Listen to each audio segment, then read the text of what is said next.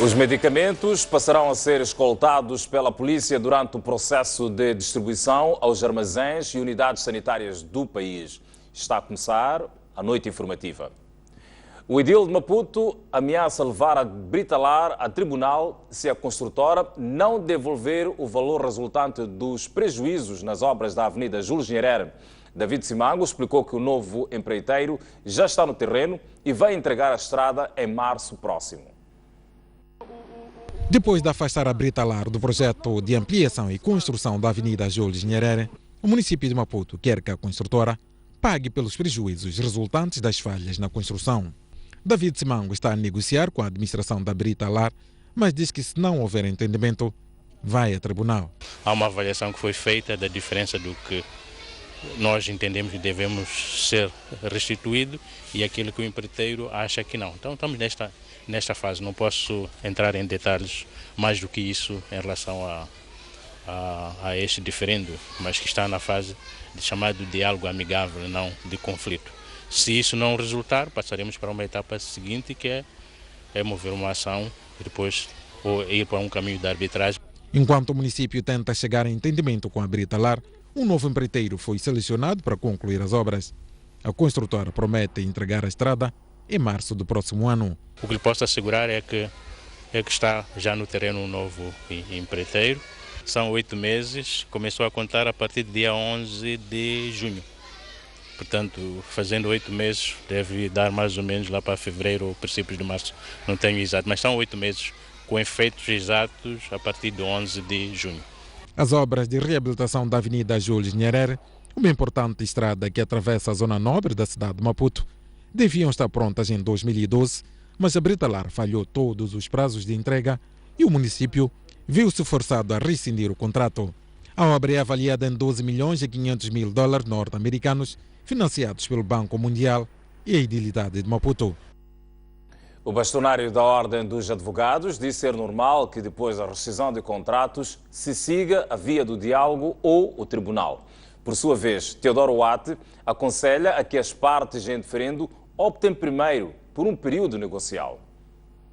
O bastonário da Ordem dos Advogados, Tomás Timbana, defende que é natural que sempre que haja uma ruptura contratual, as partes envolvidas iniciem um processo negocial, até porque podem existir divergências das razões da rescisão do contrato. Timbana diz ainda que é preciso que haja um apuramento claro sobre o estado em que a obra estava na altura em que o contrato foi rescindido.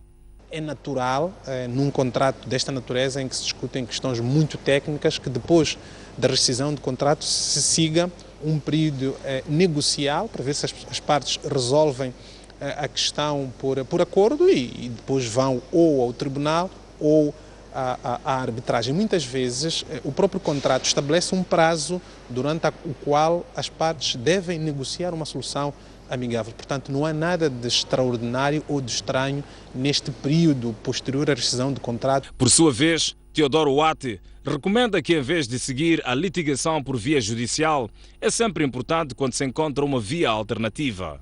É a conversar que a gente se entende. Por isso, eu tenho estado no meu escritório a recomendar aos meus clientes que, em vez de irmos à litigação pela via judicial, se é possível encontrar uma via alternativa, uma via extrajudicial, é sempre. O Governo esteve hoje na Assembleia da República para responder a perguntas dos deputados acerca de questões relacionadas com áreas sociais, políticas e económicas do país. Esta é a segunda vez, desde o início do mandato, que o Executivo é solicitado pelo Parlamento para esclarecimentos. No total, são 15 questões levantadas pelas 3 bancadas parlamentares ao Governo. A Frelimo exigia o ponto de situação do programa ProSana, a abertura de vias de acesso, o transporte público, abastecimento de água e o alargamento da rede sanitária. A Renamo questionou ao Governo sobre a atuação dos órgãos de comunicação social do setor público, a demolição de infraestruturas, a política salarial e a Ematum. Já o MDM estava interessado em obter respostas sobre os problemas com a produção de documentos de identificação, a ruptura de medicamentos, agricultura e criação de emprego. As primeiras respostas vieram do primeiro-ministro, que defendeu que, apesar do governo estar em exercício há 6 meses, o país está saudável, com as metas de desenvolvimento controladas. Foram colocadas 1.963 profissionais de saúde no Sistema Nacional de Saúde. Foram contratados 8.273 novos professores. Foram construídos 387, novas salas de aula. Foram distribuídos 71.975 carteiras escolares. Foram criados 119.403 postos de emprego. Foram distribuídos 40 novos autocarros. Foram eletrificados, com base nos sistemas de solares, 92 escolas, 46 centros de saúde e 5 vilas. Foram construídas 12 postos de abastecimento de combustível. Com esses dados preliminares, não nos restam dúvidas que, embora a conjuntura econômica internacional não seja totalmente favorável e agravada ao nível interno com o impacto das cheias registradas no primeiro trimestre do corrente ano, o Governo continua firme na operacionalização com sucesso do seu programa e no acelerar do passo para o cumprimento integral das metas programadas para o Plano Econômico e Social 2015. O primeiro-ministro recordou ainda o acidente que matou 5 pessoas na cidade de Maputo e disse que esta situação levanta a necessidade do setor do trabalho ser mais ativo na inspeção. Este acidente alerta-nos sobre o quão atuante, intransigente e vertical deve ser a nossa inspeção de trabalho na tomada de medidas para o efetivo cumprimento da legislação laboral, visando a prevenção de acidentes no local de trabalho e da contração de doenças associadas à atividade laboral. Assim, recomendamos à Comissão de Inquérito instituída para trabalhar de forma célere e profissional e apresentar os resultados da investigação que nos permitam reforçar as medidas atualmente em vigor na área de higiene e segurança no trabalho, para evitar que acidentes desta natureza ou outras não voltem a acontecer no nosso país. A sessão continua nesta quinta-feira para a fase de insistência dos deputados. Os medicamentos passarão a ser escoltados pela polícia durante o processo de distribuição aos armazéns e unidades sanitárias do país. A medida visa travar o roubo de medicamentos. A decisão foi anunciada pela Ministra da Saúde, Nazira Abdullah, que assegura que o país tem medicamentos suficientes para os próximos 3 meses. Na prestação de contas à Assembleia da República, Nazira Abdullah explicou que o Ministério da Saúde e do Interior já estão articulados no sentido de escoltar as viaturas que transportam os medicamentos. O objetivo é evitar que os medicamentos sejam desviados pelo caminho e minimizar a rotura de estoque, muitas vezes resultantes do crime organizado. A qualidade de prestação de serviços constitui uma prioridade deste Governo e, para tal, estão previstas diversas ações, nomeadamente reforço da capacidade de gestão a todos os níveis, de modo a assegurar o uso eficiente dos recursos disponíveis, o reforço da capacidade diagnóstica ao nível dos hospitais, a colocação de equipamentos de tomografia axial computarizada, ecografia e radiologia. A Ministra da Saúde garantiu ainda que todas as unidades sanitárias do país têm estoque suficiente de medicamentos para os próximos 3 meses. O Governo fez um esforço significativo no reforço da frota de transportes para assistência aos doentes, com a alocação de 110 novas ambulâncias para todas as províncias no presente semestre, bem como a alocação de 9 minibases para as instituições de formação e transporte de trabalhadores. Este ano, o Ministério da Saúde prevê construir mais de 20 unidades sanitárias e reabilitar mais de 16 centros de saúde nas zonas rurais. Ao nível dos cuidados de saúde primário, estão em construção centros de saúde tipo 2 urbanos, em Maringana e Chiacalane, nas províncias de Cabo Delgado e Gaza, distrito de Choco, respectivamente, o último para responder às necessidades das populações reassentadas naquele local após as cheias de 2013. Esta seleção foi feita com base no plano de infraestruturas que o Ministério da Saúde tem, de modo a ser nos locais que realmente a população necessita.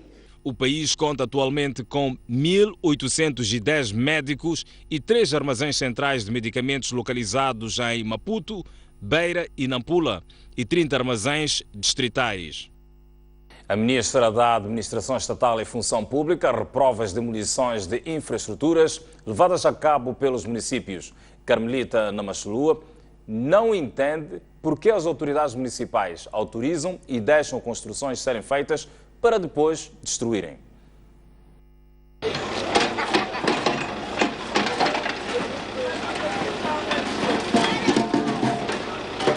É a voz de quem tutela os municípios e não concorda com a decisão de força de demolir infraestruturas.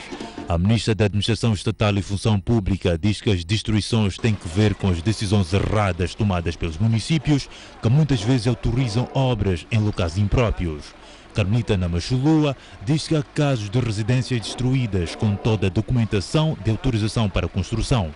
Como tutela administrativa sobre as autarquias locais, queremos deixar claro que condenamos quaisquer procedimentos dos órgãos municipais que não se conformem com a lei.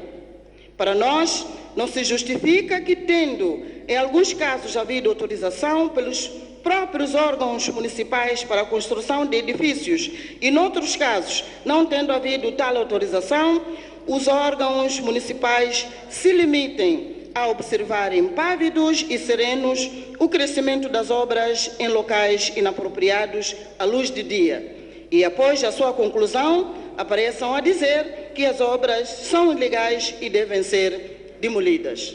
De acordo com a ministra, serão tomadas medidas para evitar arbitrariedades. Para os casos em que se constata haver indícios de atos contrários às normas administrativas por parte de alguns funcionários e agentes do Estado em serviço nos municípios, tem-se estado a tomar medidas administrativas que se consubstanciam em processos disciplinares e encaminhamento às instâncias judiciárias nos casos em que se denotam indícios de infração criminal. A titular da pasta da Administração Estatal e Função Pública chama atenção para uma fiscalização mais atuante dos órgãos municipais. Perante essa situação, há que haver maior proatividade dos órgãos municipais, de modo a melhorar a fiscalização, no intuito de esta ser mais atuante e que os municípios envolvam cada vez mais as lideranças locais para que os munícipes não sejam surpreendidos com ordens de demolições após aplicarem as suas economias que tanto custaram a juntar. Só na Matola, mais de 100 infraestruturas entre casas, muros de vedações e estabelecimentos comerciais já foram deitadas abaixo pelo município. As 3 bancadas na Assembleia da República ficaram divididas na sua primeira avaliação às respostas dadas pelo Governo. A Frelimo manifestou satisfação e a oposição volta amanhã a insistir, sobretudo com o caso Ematum, a política de terras, dentre outras questões. Quem não consegue ver que em pouco tempo o Governo recolocou a rede de energia que fora danificada e que afetou sobremaneira o fornecimento de energia no centro e norte do país? Quem é que não viu, nas últimas semanas, as graduações de centenas de novos técnicos superiores no país, a que se juntaram esta semana também os técnicos de enfermagem que foram graduados em Climane e serão colocados imediatamente em todos os distritos daquela província? Isso, meus pares, se chama combate à pobreza. Este combate à pobreza não tem sentido. Pelo contrário, estamos numa situação de agudizar o sofrimento da população e das mulheres chefes das famílias, crianças órfãos que estão aí a assegurar a barraca que o pai deixou em vida e, de repente, se veem sem nada porque o regime decidiu destruir e entregar ao espaço para quem paga mais ou quem paga melhor, e até para infraestruturas de interesse público. Nós, a RENAM, exigimos uma compensação justa aos cidadãos violentados pela desarticulação do sistema, um plano de correção de erros e fiscalização de ações. A terra é vendida com o vosso inteiro conhecimento. Regra geral, as nossas populações que vivem há bastante tempo em zonas que hoje são potencialmente reconhecidos como sendo de recursos naturais, estes são aberradamente e de forma compulsiva retirados destas zonas, remetendo-as para as zonas sem as mínimas condições básicas de sobrevivência humana e sem a observância da tal regra costumeira. A pergunta, Sr. Primeiro-Ministro, é: por onde andam estas fiscalizações e controle da política de terra que o seu governo propala e faz isso de bandeira? Juristas defendem a elaboração e aprovação urgente do Código de Processo Penal para evitar decisões judiciais diferentes para o mesmo tipo de crime. Dizem ainda que o Código de Processo Penal é a única forma à justiça e à transparência das decisões judiciais. A ação foi defendida no âmbito de um seminário sobre divulgação do novo Código Penal, organizado pela Ordem dos Advogados de Moçambique, e que juntou juristas, advogados, sociedade civil, docentes e estudantes de direito. Os participantes defendem que é possível aplicar um novo Código Penal sem o respectivo Código de Processo Penal, mas questionam a igualdade de tratamento das decisões. Como é que se vai governar, se bem que o processo é uma garantia de um direito penal justo, não é? E transparente, e todos os intervenientes processuais saberão quais são as normas que hão de ser seguidas, que os magistrados, que os intervenientes processuais hão de seguir em cada momento. O código é aplicável, quer dizer, não deve-se esperar que haja a aplicação ou a aprovação do novo Código do Processo, concordo. Mas também digo, é bonito dizer isto, mas na prática, como é que se vão aplicar essas medidas quando nada a regulamenta? Não pode continuar ad eterno assim. Nós não sabemos quando é que o Código de Processo Penal vai sair ou outras leis processuais. Portanto, podemos vir a chegar a um momento em que o facto chega até as instâncias do Tribunal Supremo e, eventualmente, em último momento, termos decisões de uniformização para explicar, talvez, como fazer certas coisas ou como interpretar certas normas. Mas tudo isto é muito abstrato. Para o antigo presidente da Comissão de Assuntos Constitucionais, Direitos Humanos e de Legalidade da Assembleia da República, Teodoro Wata, o maior desafio é a criação de condições para o cumprimento das penas aplicadas pelos juízes. O Código Penal, ele existe em si. Tem um conjunto de normas que devem ser obedecidas. É verdade que, uma vez não existindo o Código de Processo Penal, pode ser difícil. Mas o mais importante do que o Código de Processo Penal é a criação de condições para o cumprimento das penas que os juízes decidirem em julgamento. Este foi o primeiro de vários encontros que serão organizados pela Ordem dos Advogados para a divulgação do novo Código Penal. O Presidente da República, Filipe Jacinto Nyusi, chegou hoje a Maputo depois de uma visita de Estado efetuada a Portugal e França. A chegada o chefe de Estado foi recebido no Aeroporto Internacional de Maputo pela Presidente da Assembleia da República, Verónica Macamo, membros do Governo, com destaque para o Primeiro-Ministro. Acompanhado pela Primeira-Dama, Filipe Nyusi, fez a guarda de honra e assistiu ao momento cultural. Em Portugal, o Presidente da República fechou 3 acordos de cooperação e na França conseguiu um perdão da dívida no valor de 17,54 milhões de dólares norte-americanos. Um cidadão comerciante de nacionalidade maliana foi atingido mortalmente por 3 balas, tendo perdido a vida no bairro de Murrala, Expansão, na cidade de Nampula. A princípios da noite de segunda-feira, os autores do crime apoderaram-se de somas monetárias avultadas, estimadas a mais de 1 milhão de meticais. Foi precisamente neste local que ocupantes de uma motorizada abordaram um cidadão de nacionalidade maliana já à entrada da sua residência, quando eram precisamente 17 horas e 30 minutos vindo do seu local de trabalho. À entrada à sua residência, os meliantes abordaram este cidadão, apoderaram-se da pasta que trazia com valores monetários, depois de terem o baleado com 3 tiros. Ele estava a sair no serviço, vem para aqui, estava no carro dele. estava um jovem com moto aqui, estava armado. Então ele a descer no carro, a entrar no quintal, logo aquele senhor tirou a arma, disse para dar passa que ele tem. Aquele passa tinha dinheiro. Quanto? Não, quantos que tem não sabemos, mas tinha dinheiro. Então logo o passa, coisa dele está aqui. Aquele tirou passa, outro também a tirar, logo lhe tiraram a arma, tiraram 3 tiros no peito. Soar tiros, né? E prontos. Quando quis eu sair pela varanda, estando este fato, vimos um homem de moto já a sair. Nós vimos de trás. Então ele já a sair, depois de estar, portanto, aqueles tiros a sair. Pô, nós não conseguimos reconhecer.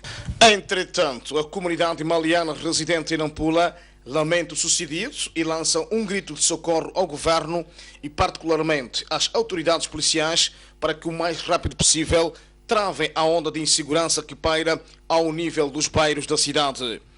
Todo tempo se sente agredir pessoas, todo tempo não está a dormir com um livro vendido aqui na Mola Mensal. Também estamos a pedir exatamente do governo de Moçambique e confiamos, todo nosso estrangeiro, todos nós, confiamos de ver o que poder fazer para esse assunto. Porque a pessoa morta, nós todos vamos morrer. Mas a forma de morrer já é muito triste, né? Na manhã desta terça-feira, as portas das lojas e barracas que compõem grande parte da rede comercial da cidade ficaram trancadas, tudo porque os proprietários de nacionalidade estrangeira decidiram não abrir ao público em protesto contra a onda de violência a que são alvos nesta urbe. Acompanhamos lá na Poça de Serquepa, disse que faleceu um daqui do mercado, que vem aqui no mercado. Como é horta, é horta. Nós estamos a cumprir a horta do serviço. As imagens são de Volveira, Jamar Ramatani, STV, Nampula. Iniciou a reabilitação do Hospital Central de Nampula, a maior unidade sanitária da região norte do país. A reabilitação iniciada esta semana vai abranger 4 enfermarias. Uma situação que obrigou a direção daquela unidade sanitária a transferir doentes para o Hospital Militar na mesma cidade. Iniciou ontem a reabilitação do Hospital Central de Nampula com intervenções que abrangem 4 enfermarias, designadamente medicina, pediatria, ortopedia e cirurgia. Por causa disso, a direção daquela unidade sanitária foi forçada a transferir os doentes num total de 180 camas para o Hospital Militar nesta cidade. Iniciou ontem, 20 de julho. Como esta reabilitação vai abranger 4 enfermarias do hospital, nós vamos ter que transferir alguns doentes destas enfermarias para o Hospital Militar. Nesta primeira fase, o que nós fizemos foi transferir as enfermarias que têm doentes que nós podemos mobilizá-los para lá.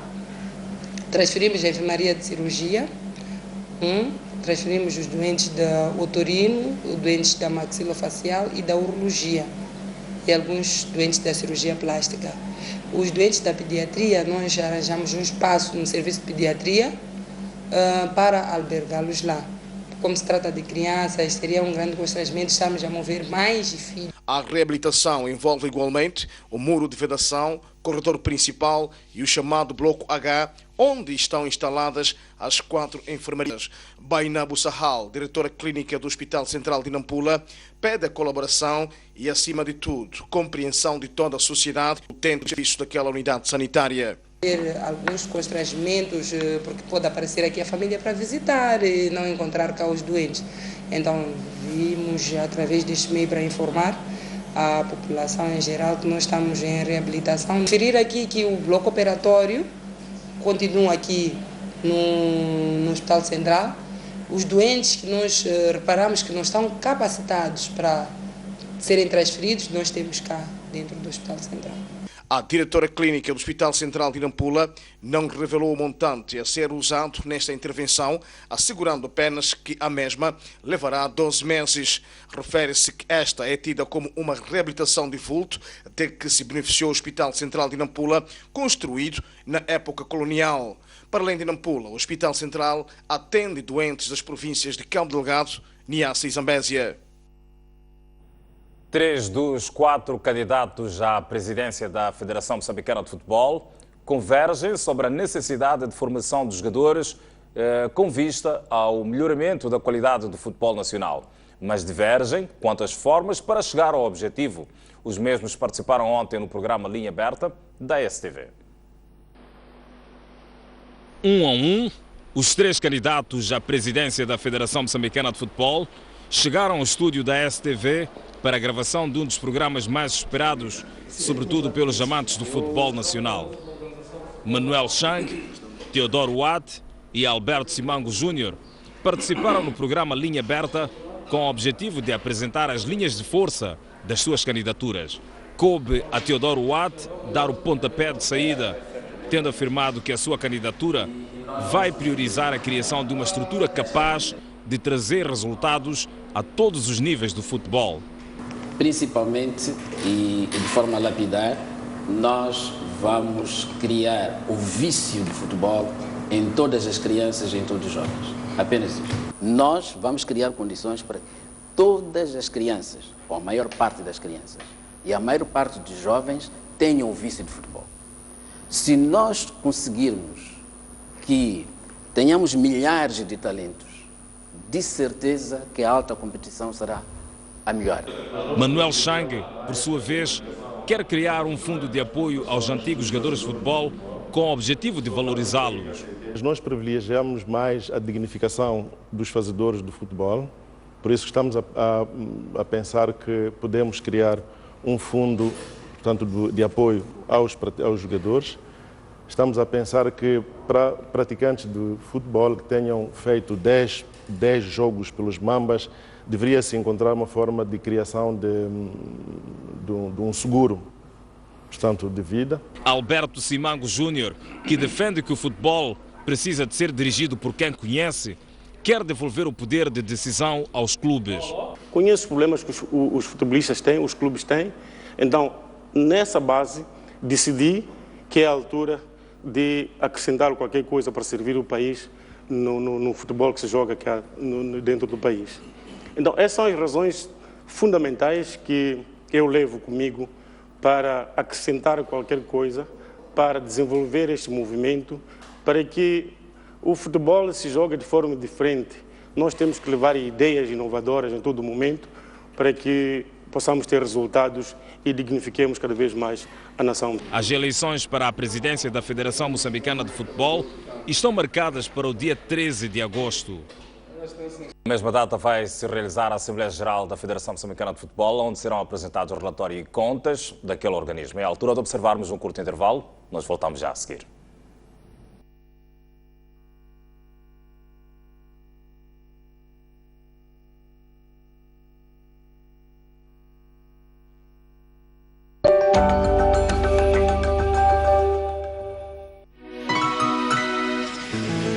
Moçambique é um país com um vasto repertório artístico e cultural.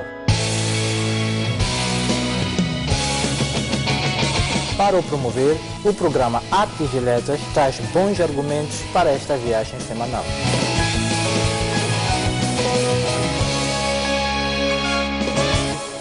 Conversando com os nossos autores, o Artes vai mantê-lo informado sobre os eventos artísticos, dando-lhe a imagem do que o país oferece ao longo da semana. Sempre gostei de escrever poesia. O impacto do livro na minha vida é muito grande. Trazer essas danças. A literatura não é sobre a verdade.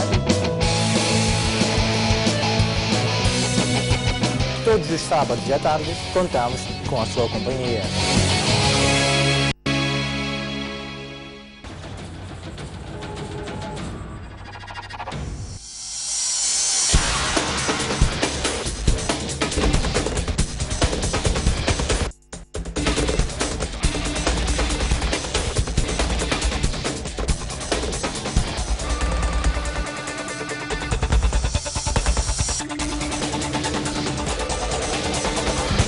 STV também é desporto.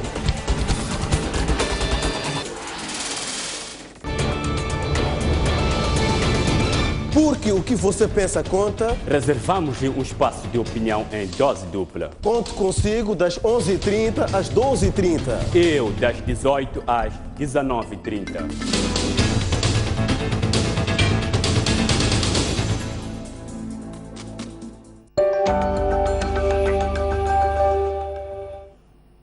Continuamos a pautar a informação do país e também do mundo. A governadora da província de Sofala e o representante do Banco de Moçambique desafiaram o Millennium BIM a ser mais inovador e a estar cada vez mais próximo da população através de serviços que contribuem para o crescimento efetivo da mesma e não pensando apenas em lucros. A governadora da província de Sofala espera que mais bancos e outros operadores financeiros abraçam o desafio de se expandir para o interior com vista a evitar que a população percorra centenas de quilómetros à busca de serviços bancários. Que este crescimento do número de instituições financeiras resulte numa contínua melhoria do serviço ao público, contribuindo deste modo para dinamizar as economias locais. Precisamos de uma alta velocidade e fuga à burocracia, trabalhando mais horas e mais rapidamente. Precisamos de mais inovação, introduzindo novas práticas, novos instrumentos e novas atitudes perante o negócio, o cliente e o risco, avançando rapidamente para o desenvolvimento do mercado de capitais e da atividade seguradora, sobretudo o ramo da vida. Para o Banco de Moçambique, a implantação de uma instituição bancária em Muxungwe constitui um efetivo estímulo à concorrência entre as instituições financeiras localizadas na província.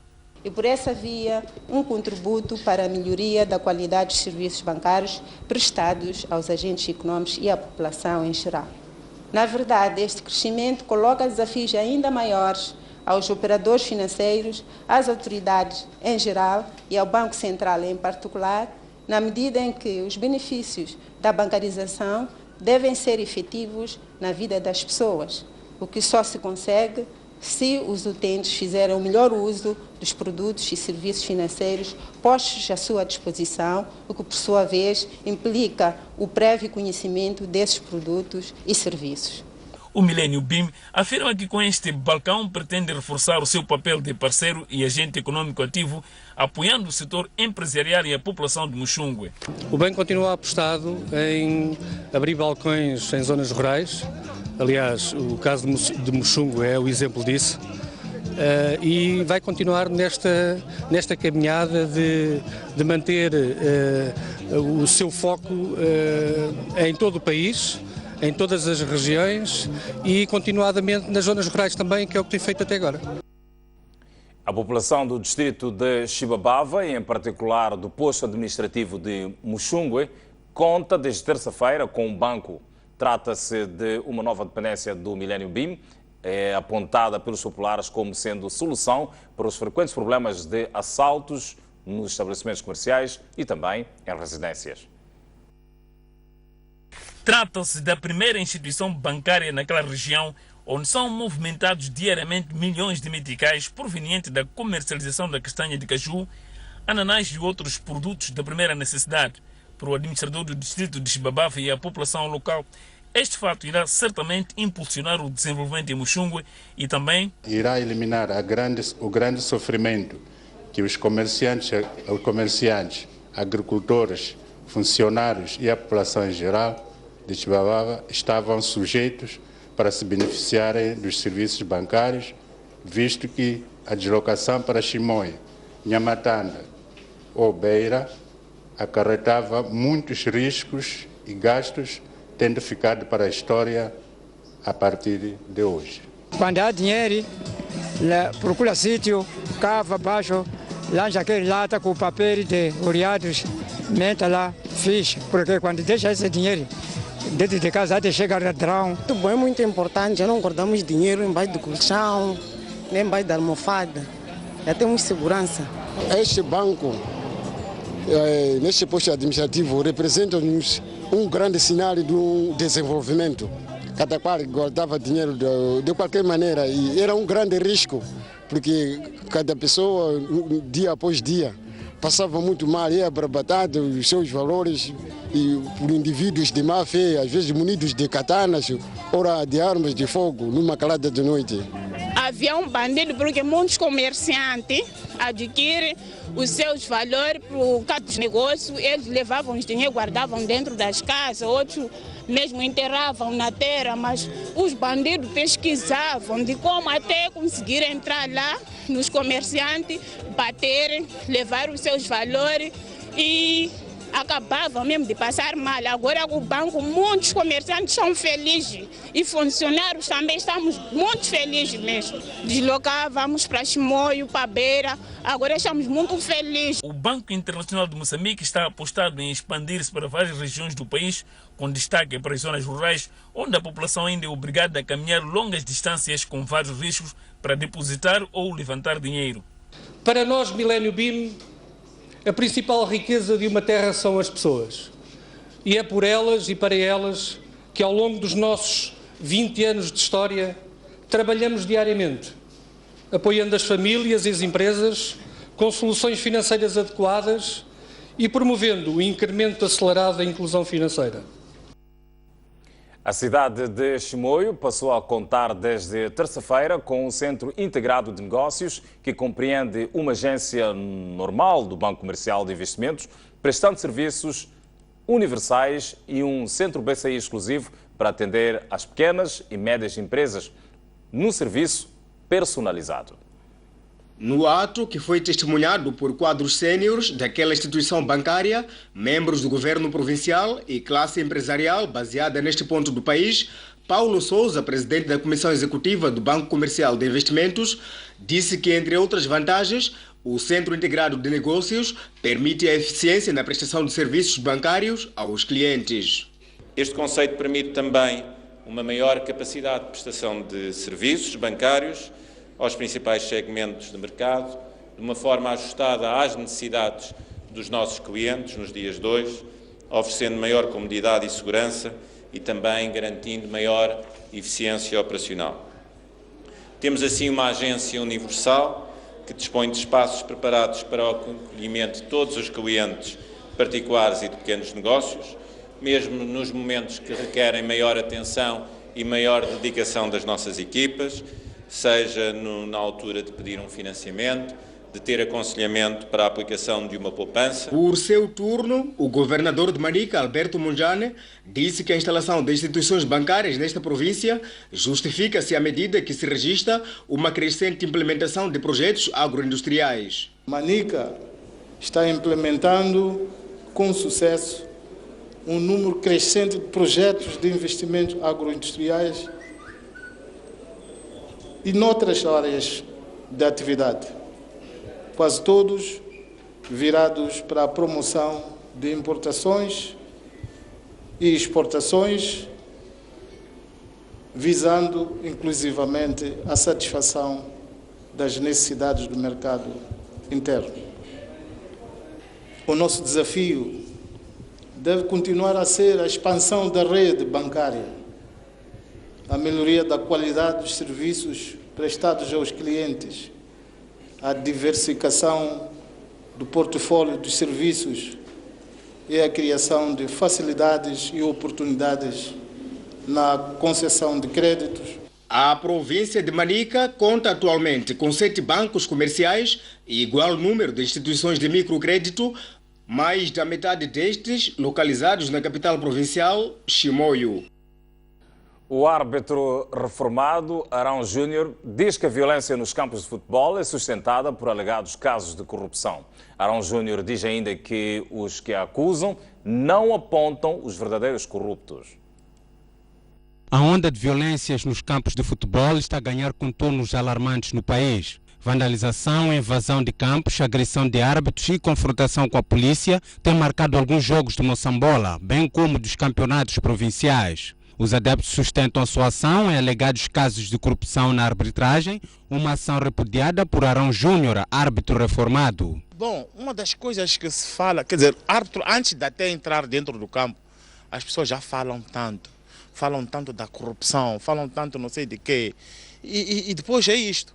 A gente às vezes convida as pessoas para poderem cá vir ver por dentro esse fenômeno se de facto existe. Arão Júnior diz que os árbitros estão a ser vítimas de pessoas que associam a atuação dos árbitros a atos de corrupção. Alguns dos meus colegas estão sendo vítimas do que está a acontecer, fenômeno no futebol.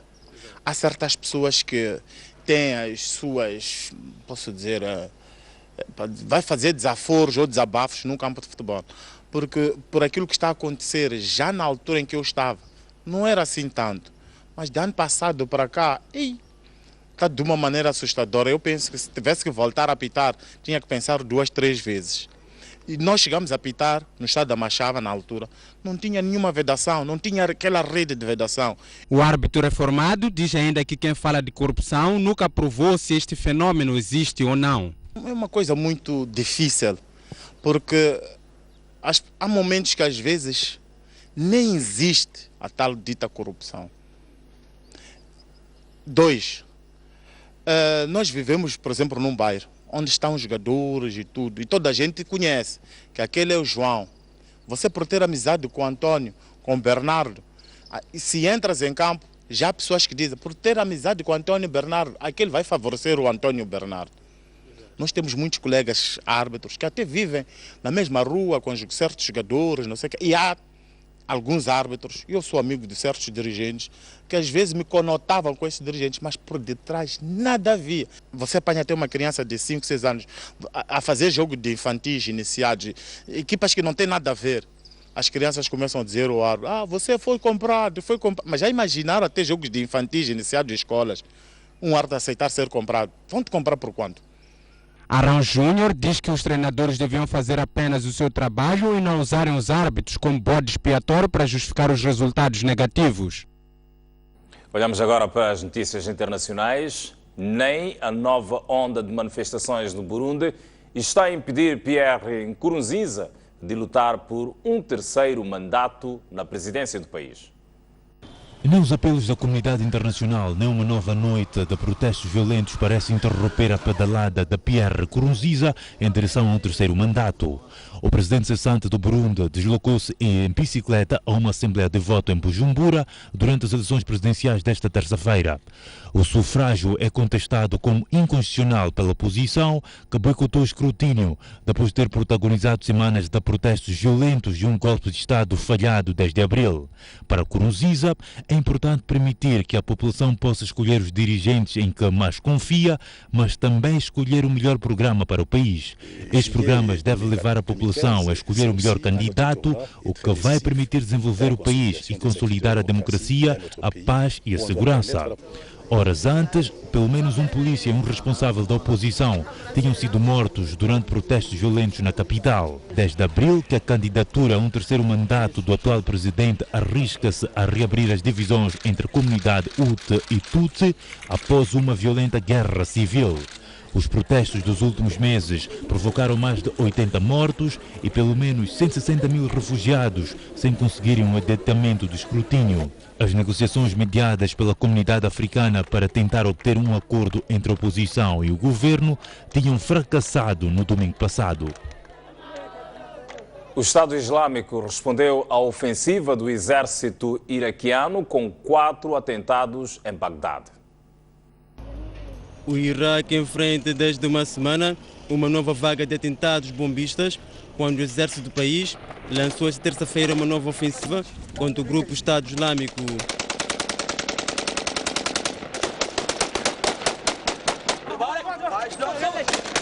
Pelo menos 30 pessoas morreram e mais de 80 ficaram feridas depois de 4 viaturas armadilhadas terem explodido na região da capital.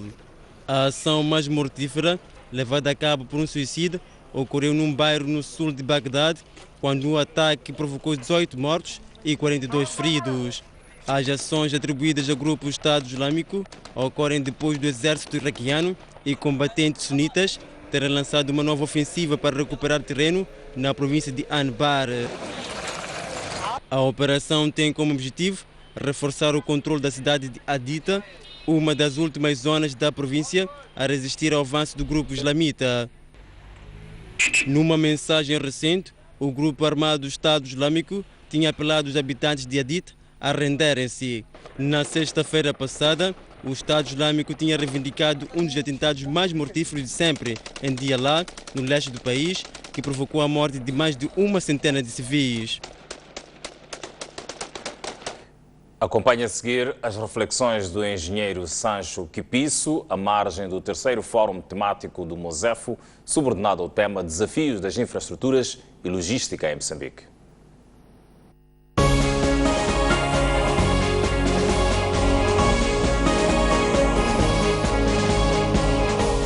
ficou claro, e o engenheiro Fonseca até referiu-se a isso, é o problema das ineficiências que nós